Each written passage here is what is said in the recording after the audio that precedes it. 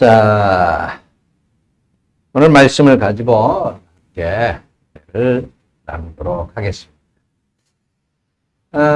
지난 월요일 밤에 가족들하고 이 대화를 하던 중에 우리 아들이 얼굴 성형을 하고 싶다는 얘기를 하더라고요. 그래서 아니 너는 아이돌 그룹 그 아이돌들을 뺨치는 얼굴인데 무슨 소리야? 무슨 완벽한 얼굴인데 성형수술을 다 하려고 그래? 그랬더니 아버지는 자기 자식이니까 잘생겨 보이는 거라면서 자기는 자신의 얼굴에 만족스럽지가 않다는 겁니다. 그러면서 고슴도치도 뭐 제 새끼는 예뻐 보이는 거라네. 그러면서 얼굴을 붙여보겠다 그러더라고요. 그래요. 사실 생각해보니 그렇습니다. 우리는 우리들의 얼굴에 대해서 어떻게 생각하고 있을까? 정말 내 얼굴에 만족하고 있을까? 어느 대학교에서 그 여대생들에게 물었다고 해요. 자신의 얼굴에 만족하십니까? 이렇게 물었는데 여기 대해서 만족한다가 60%, 만족하지 않다가 40%였다고 그럽니다. 만족하지 못하는 학생들이 상당히 많다는 거죠. 거의 절반에 이르고 있습니다. 그래, 만족하지 못하다면 어떻게 하고 싶으십니까? 물었더니 대부분이 성형을 하겠다라고 말하더라고요. 그래서 우리나라가 성형수술, 성형기술이 아주 뛰어나고 또 성형수술을 하는 사람들이 그렇게 많고 성형외과가 돈을 많이 번다는 거죠. 얼굴을 연구하는 사람들에 의하면 얼굴은 보통 두 가지로 보는데 관상과 인상으로 되어져 있다고 말합니다. 이 관상이라고 하는 것은 그 사람의 성격이나 기질 그런 것들을 보여주는 것이고 인상이라고 하는 것은 그 사람의 생김새나 또는 그 사람의 상태를 보여준다고 합니다. 이 관상과 인상은 여러 가지 측면에서 비슷한 점들이 있지만은 분명한 차이가 하나 있는데 그것은 관상은 선천적인 것이라고 하는 것이. 그래서 이 관상은 선천적이기 때문에 잘 바뀌지 않는다라고 합니다. 반면에 인상은 후천적이라고 하는 것이죠. 그래서 인상, 그 사람의 인상은 바뀐다는 거예요. 그래서 얼굴을 연구하는 사람들은 이 관상과 인상, 이 두 가지를 다 연구를 해야 한다고 말을 합니다. 이 사람들의 이야기에 의하면 얼굴은 보통 16살까지는 어머니의 모습을 담는다 그래요. 어머니의 유전적 특징이 16살까지에는 잘 나타나고 그리고 25세까지는 아버지의 유전적 특징이 많이 난다고 그럽니다. 그래서 어릴 때는 엄마를 많이 닮았다라는 얘기를 듣게 되는 것이고 또 청년이 돼서는 아버지를 많이 닮았다라는 얘기를 듣게 된다는 것이죠. 그러다가 이제 30이 지나게 되면 자기가 어디에서 어떤 삶을 사느냐에 따라서 그 인상이 달라진다는 거예요. 그래서 쌍둥이라 하더라도 각각 다른 지역에서 다른 삶을 살다 보면은 그 얼굴 생김새가 달라질 수밖에 없다는 것입니다.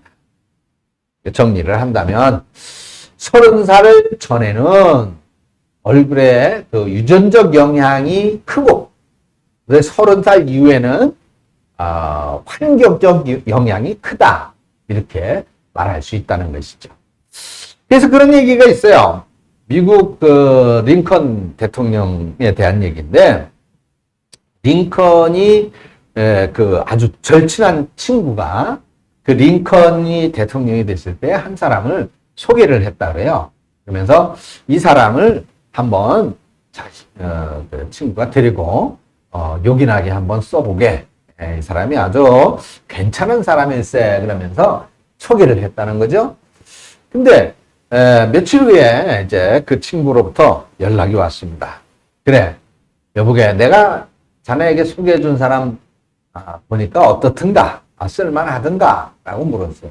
그러니까 이 링컨이 친구 미안하지만 그 사람을 안 쓰기로 했네. 그래서 그냥 돌려보냈네 라고 하는 거예요. 그래서 이 친구가 아니 왜 그 괜찮은 사람인데 좀 써보지 그랬나 그러니까 아니야. 이 사람은 나이 40이 되면 그 얼굴에 책임을 질 수 있어야 되는데 그렇지가 않은 것 같아서 안 쓰기로 했네라고 하는 겁니다. 그러니까 그 얘기는 뭐예요? 그 사람의 얼굴에 그 사람의 인품이나 사람됨이 나타난다는 것이죠. 그런데 그 사람의 얼굴을 보니까 그렇게 해서 좋은 사람의 인상을 갖고 있지 못하다라고 하는 것입니다. 여러분들 한번 오늘 거울을 통해서 여러분들의 얼굴을 한번 보실 수 있기를 바랍니다. 여러분들의 인상은 과연 어떤가? 내 인생의, 내 삶의 여정 속에서 그 인품이 그 얼굴에 나타난다고 하는데 나는 좋은 인상인가 또는 안 좋은 인상인가를 한번 살펴보시기를 바랍니다. 자, 오늘 본문 말씀에 바로 이 얼굴에 관한 말씀이 나오고 있어요. 스데반 집사의 얼굴이 천사와 같았다는 거예요. 스데반 집사, 어떻게 했길래 이 스데반 집사님의 얼굴이 천사와 같았을까? 사람의 얼굴이 어떻게 천사의 얼굴로 보였을까요? 사도행전은 문자 그대로 사도들의 행전이라고 말을 하죠. 그래서 사도행전 28장까지 되어져 있잖아요. 전반부, 그러니까 이 사도행전 1장부터 12장까지는 주로 베드로의 행적이 기록이 되어져 있습니다. 그리고 후반부인 이 13장부터 28장까지는 사도 바울의 행전이 기록이 되어져 있어요. 이렇게 볼 때 이 사도행전은 베드로와 바울의 행전이라 이렇게 말할 수도 있을 것 같습니다. 근데 그렇다고 해서 이 베드로와 바울 두 사람만 나오는 게 아니에요. 베드로와 바울이 주연이라고 할 것 같으면 거기에 등장하는 조연들도 있어요. 전반부의 조연은 바로 오늘 이 빌립과 스데반이라고 하는 분입니다. 그리고 후반부의 조연은 바나바와 야고보죠. 예수님의 동생이었었던 이 야고보입니다. 자, 오늘 본문은 바로 이 스데반 집사님에 대한 말씀인데 이 스데반 집사님이 어떤 사람이었는가? 오늘 본문 8절을 보면 스데반이 은혜와 권능이 충만하여 큰 기사와 표적을 인간에게 행했다. 이렇게 말씀을 하고 있습니다. 오늘 본문 말씀 앞에 보면은 사도들이 그 초대교회에 7 집사를 뽑는 장면이 나와요. 거기에는 이런 사람들을 뽑았다 그랬는데 4가지의 모습을 보고 이 집사님들을 뽑습니다. 믿음과 성령과 지혜가 충만한 사람. 그리고 한 가지 더 칭찬받는 사람을 뽑았다. 이렇게 말하고 있거든요. 그러니까 오늘 말씀을 보니까 스데반은 바로 이런 믿음과 성령과 지혜가 충만했고 또 사람들로부터 칭찬받는 사람이었던 것을 알 수가 있습니다. 그러니까 7 집사님 중에 한 분으로 뽑혔겠죠. 그런데 스데반은 그런 모습에다가 오늘 본문에 또 뭐라 그랬어요? 은혜와 권능이 충만했다 그랬어요. 은혜와 권능이 충만했다. 이건 무슨 말일까요? 곰곰이 생각해 보니까 이 은혜와 권능이 충만했다라고 하는 말은 먼저 예수님을 닮았다라고 하는 뜻이 아닐까요? 예수님을 닮았다. 20세기 강해 설교의 제왕이라고 불리는 영국의 킴벨 몰간이라고 하는 목사님이 계시는데 지금은 돌아가셨죠. 네, 이분의 강해 설교집에 보면은 스데반은 여러 면에서 예수님을 닮은 사람이라고 그렇게 기록하고 있습니다. 사도행전 7장에 보면 스데반이 돌에 맞아서 순교하는 장면이 나오죠. 그 마지막 순간에 그 모습, 스데반의 모습이 몇 가지가 나오는데, 그건 마치 예수님이 십자가에서 돌아가실 때 보여주셨던 그런 모습과 비슷하다는 것입니다. 예를 들면, 내 영혼을 받으시옵소서라고 하는 내용과, 주여 이 죄를 저들에게 돌리지 마옵소서라고 하는 그런 모습들이죠. 또 오늘 본문에서도 예수님을 닮은 모습이 있다고 했어요. 뭐냐면 바로 은혜와 권능이 충만했다라고 하는 것입니다. 이 요한복음 1장 14절 하반절에 보면 예수님은 은혜와 진리가 충만했다 이렇게 예수님을 표현했거든요. 그러니까 스데반은 은혜와 진리가 충만하신 이 예수님을 닮아서 그래서 은혜와 권능이 충만했다 이렇게 말씀하고 있는 것 같습니다. 자, 이 스데반은 이렇게 예수님을 닮았기 때문에 천사의 얼굴과 같은 그런 얼굴의 소유자가 될 수 있었던 것이죠. 그렇다면 스데반은 어떻게 해서 이 예수님을 닮을 수가 있었을까? 사도행전 7장에 보면 이 스데반의 설교가 나오는데 그 설교를 보면 이 사람이 예수님을 닮을 수 있었던 비결이 바로 말씀과 기도에 있었다라고 하는 것을 알 수 있게 됩니다. 예, 그래요. 말씀과 기도. 이것이야말로 우리들로 하여금 예수님을 닮게 만들어준 것입니다. 우리가 말씀을 보면 그 말씀 안에서 우리는 하나님을 만나게 되죠. 예수님을 만나게 됩니다.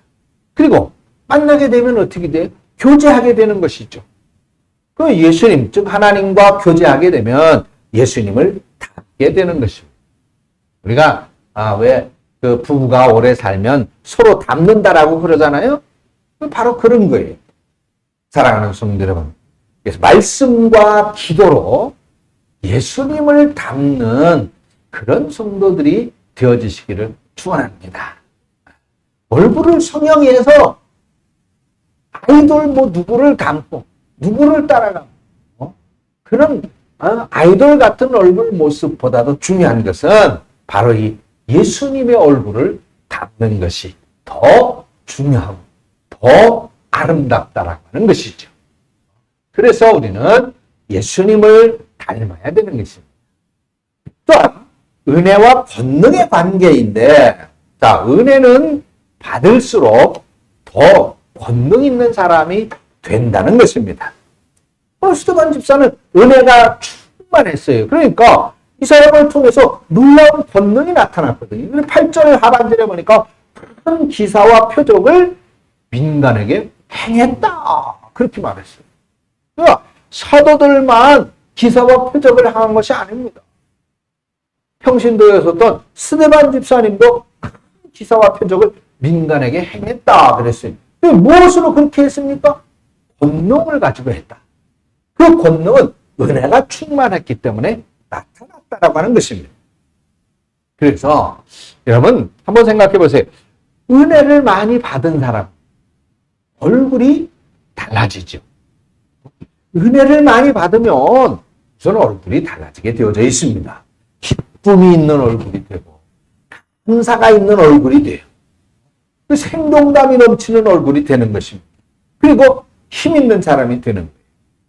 그래서 당연히 은혜를 많이 받은 사람은 두려움을 물리치게 되고 시험도 이기게 되고 심지어는 병마도 이기게 되는 것입니다. 그래서 이런 복을 받으려면 은혜 받는 것이 먼저이다. 할렐루야. 그렇습니다. 은혜 받는 게 먼저예요. 우리는 코로나19로 인해서 정말 어려운 때를 지나고 있습니다.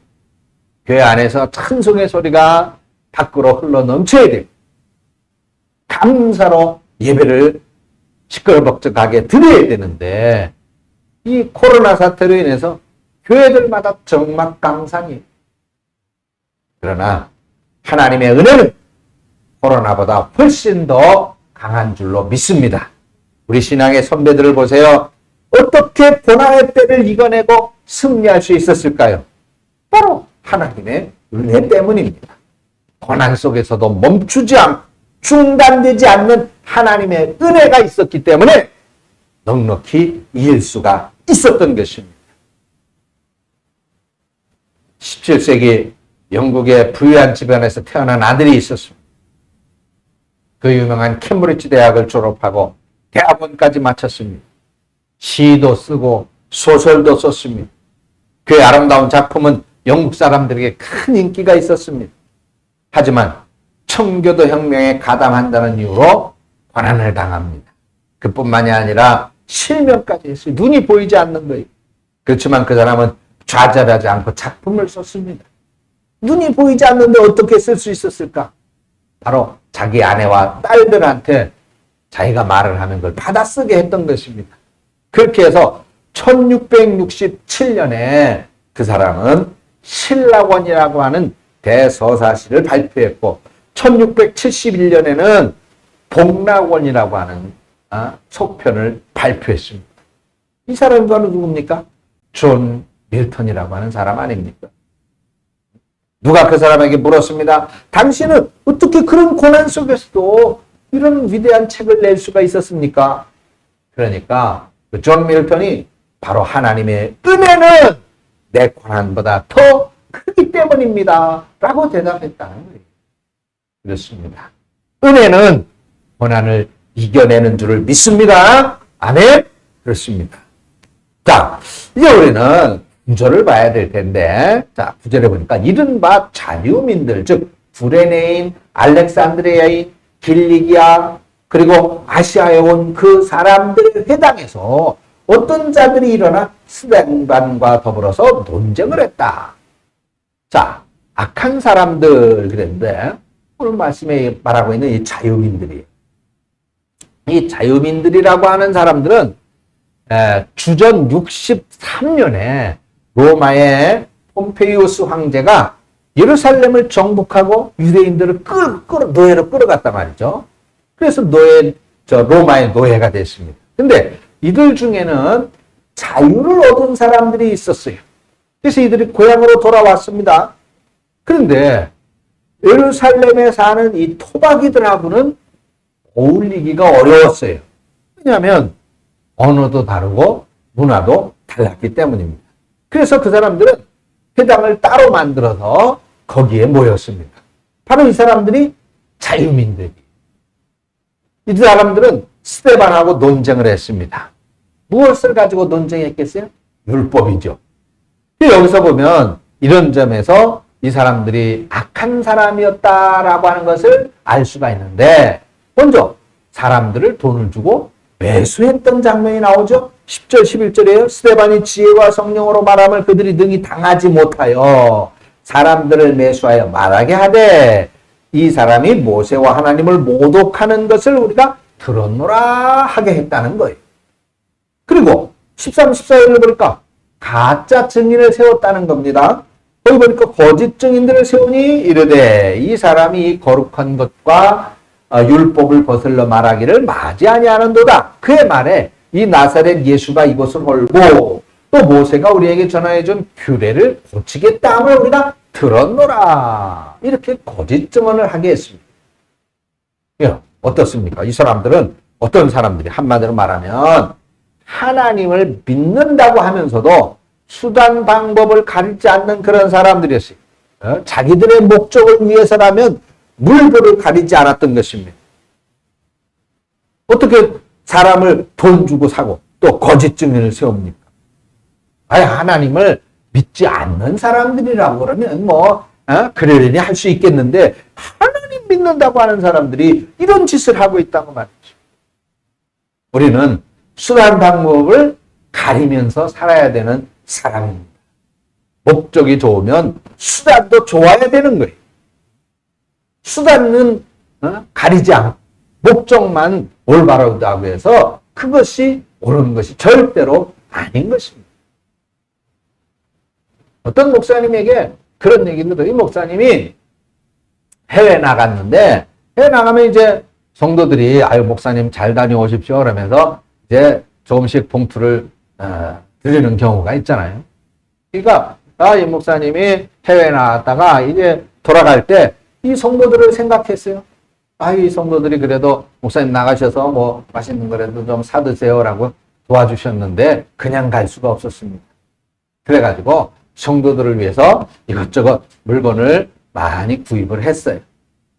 그래가지고 가방 안에 저거 가지고 들어오는데 우리나라 세관법에 의하면 600불을 초과하면 세금을 내게 되어져 있어요.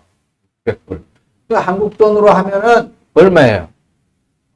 600불이라고 해봐야 뭐 한 60, 한 70만 원 던되나요? 그죠? 그거밖에 안 돼.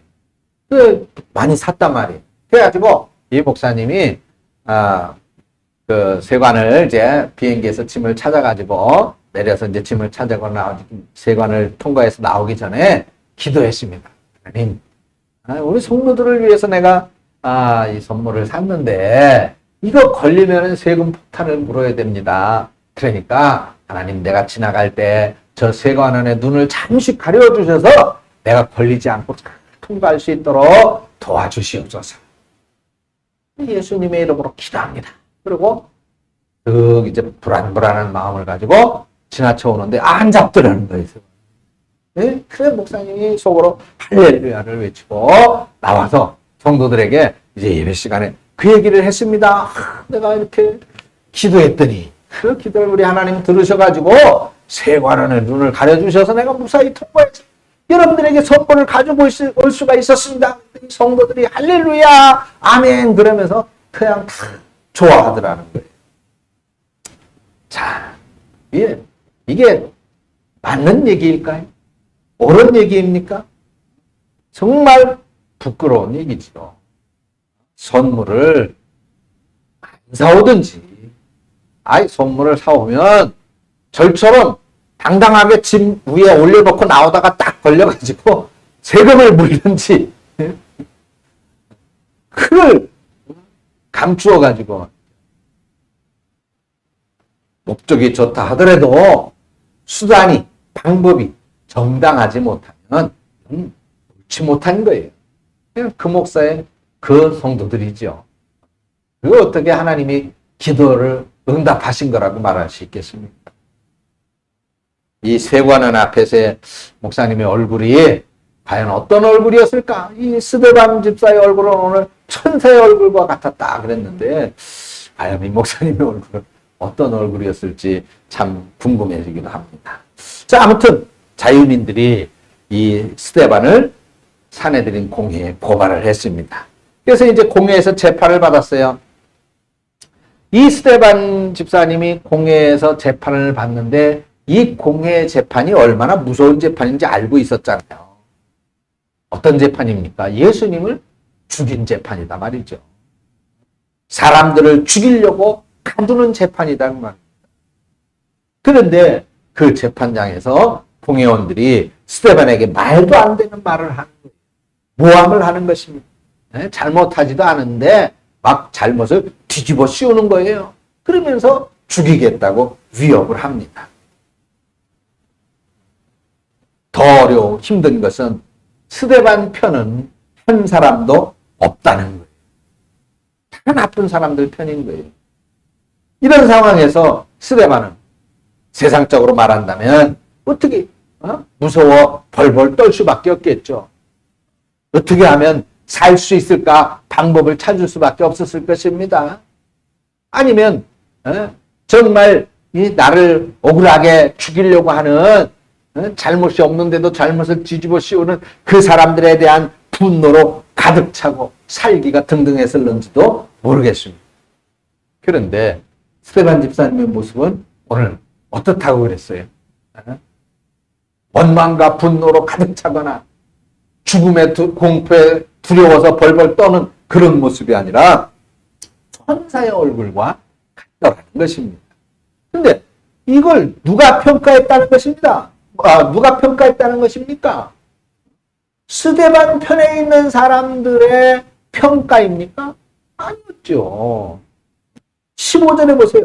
공회 중에 앉은 사람들이 다 스데반을 주목하여 보니 그랬어요. 그러니까 스데반 편에 있는 사람들, 스데반을 변론하여주고 스데반을 옹호하여주는 사람들은 하나도 없었잖아요.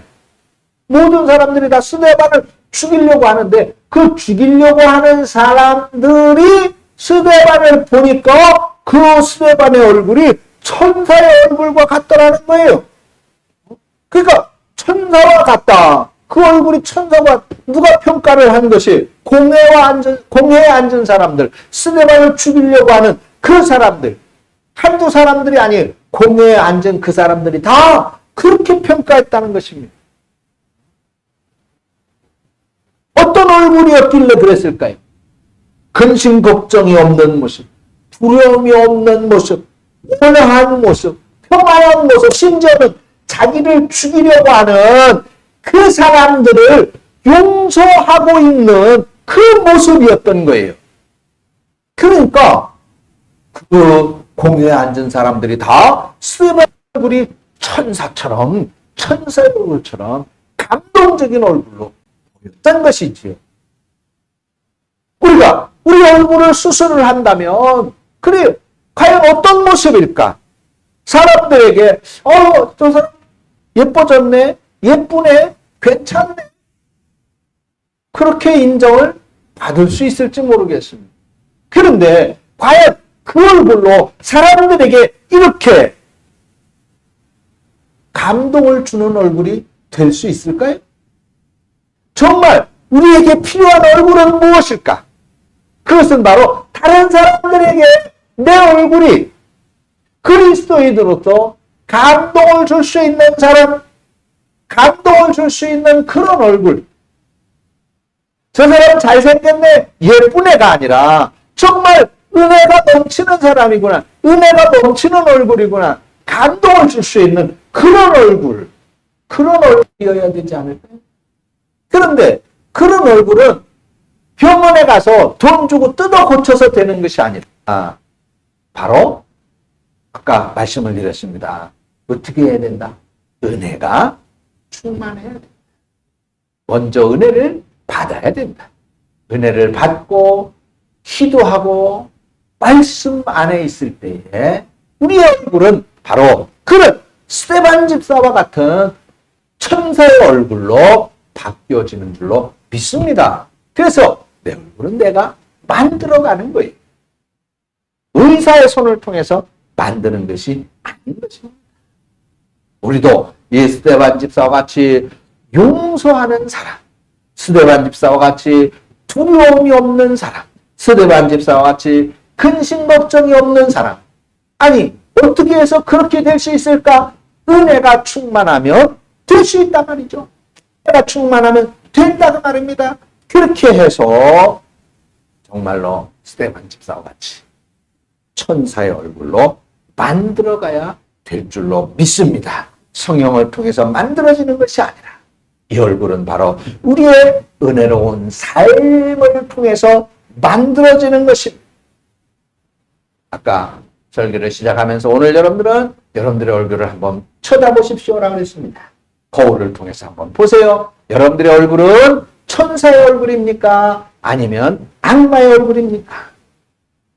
이제 아름다운 신앙, 은혜 충만한 신앙, 주님을 닮아 천사의 얼굴을 만들어 가시는 이 모든 성도들이 다 되시기를 주님의 이름으로 축원드립니다. 기도하겠습니다. 하나님 아버지, 오늘도 말씀 가운데 스데반 집사의 모습을 살펴봅니다.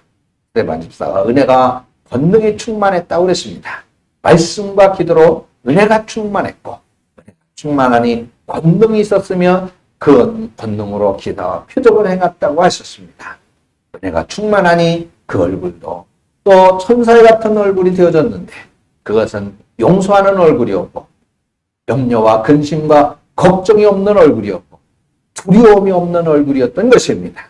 오늘 우리가 말씀 안에서 말씀을 통해서 바로 이와 같이 은혜가 가득하게 되어질 때 우리의 심령이 은혜로 충만하게 되어질 때 바로 이 스데반 집사와 같이 두려움이 없어지고 염려와 근심과 걱정이 떠나가 또한 모든 일을 사랑하고 용서하는 사람이 되어줄 수 있게 될 텐데 그렇게 될 때 비로소 우리의 얼굴도 스데반 집사 얼굴의 모습과 같이 은혜로운 얼굴, 천사의 얼굴이 되어줄 줄로 믿습니다. 우리가 더더욱 힘쓰고 또 애쓰고 노력해서 이 천사의 얼굴, 스데반 집사의 얼굴과 같은 은혜로운 얼굴을 만들어가는 우리 성도들이 되어줄 수 있도록 주님께서 함께 하시고 베풀어 주시옵소서. 예수님의 이름으로 기도합니다.